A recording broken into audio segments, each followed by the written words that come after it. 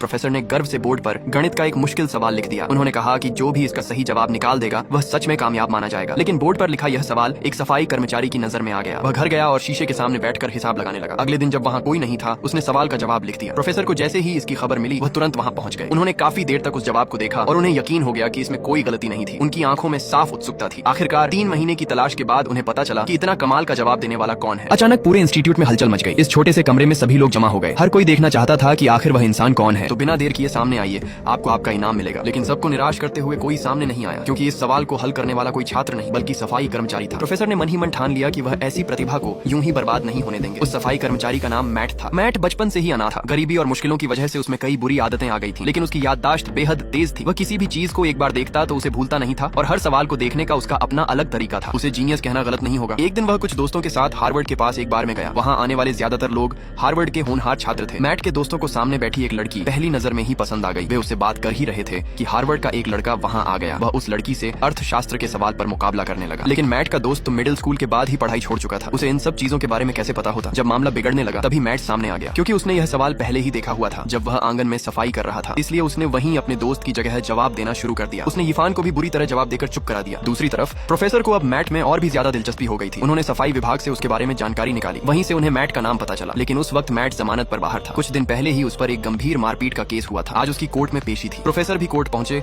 और एक जगह बैठ गए। मैट ने कोई वकील नहीं किया था, लेकिन जब उसने खुद ही सामने वाले वकील से बहस शुरू की तो कुछ ही देर में उसने उसे बोलती बंद कर दी। प्रोफेसर को मैट की यह बात और भी पसंद आई। लेकिन जब जज ने मैट के पुराने केस एक एक करके सबके सामने रखे तो उसके चेहरे पर भी चिंता नजर आने लगी। उन्हें लगा कि यह अच्छा टैलेंट गलत रास्ते पर जा रहा है। इसके बाद प्रोफेसर जेल में मैट से मिलने पहुंचे। उन्होंने कहा कि वह उसकी जमानत करवा सकते हैं, लेकिन इसके बदले मैट को उनके साथ रहकर गणित के सवाल हल करने होंगे। और सबसे जरूरी बात, उसे हर हफ्ते मनोवैज्ञानिक से बात करनी होगी। मैट की मदद से दोनों ने एक के बाद एक कई मुश्किल सवाल हल कर दिए। लेकिन जब मनोवैज्ञानिक से मिलने की बारी आई तो परेशानी शुरू हो गई। मैट किसी को भी अपने दिल के अंदर नहीं आने देना चाहता था, इसलिए उसने अपनी तेज समझ से डॉक्टर की कमजोरी पहचान ली और उसी का इस्तेमाल उसके खिलाफ करने लगा। कुछ ही घंटों में वह 5 डॉक्टरों को वहाँ से भगा चुका था। उसके दोस्तों ने पूछा कि अब वह क्या करने वाला है। तभी उसे अपने कॉलेज के एक पुराने दोस्त का ख्याल आया। शायद वही इस समस्या को हल कर सकता था। उसका नाम सीन था। सीन अब एक स्कूल में मनोवैज्ञानिक के तौर पर काम करता था। प्रोफेसर ने उससे मैट को संभालने में मदद करने की गुहार लगाई। सीन भी यह जानने के लिए बहुत उत्सुक था कि आखिर वह कैसा इंसान है जिसने एक बड़े विश्वविद्यालय के प्रोफेसर को भी परेशान कर दिया था। तभी प्रोफेसर ने उसे एक कहानी सुनाई। पिछली सदी में लेमन नाम का एक अश्वेत आदमी था। उसने कभी ठीक से पढ़ाई नहीं की थी, लेकिन गणित से जुड़ी उसकी कुछ थ्योरी पर सालों तक बड़े बड़े गणितज्ञ चर्चा करते रहे। उसने अपनी ये थ्योरी कैम्ब्रिज यूनिवर्सिटी के एक प्रोफेसर को भेजी थी। दूसरे प्रोफेसर ने तुरंत समझ लिया कि लेमन को गणित की बहुत गहरी समझ थी, इसलिए वह उसे अपने साथ यूके ले गया। दोनों ने मिलकर गणित की कई शानदार थ्योरी तैयार की और अब मैट भी लेमन जैसा ही था, लेकिन उसके अंदर कुछ गलत धारणाएं आ गई थी। उसे किसी ऐसे इंसान की जरूरत थी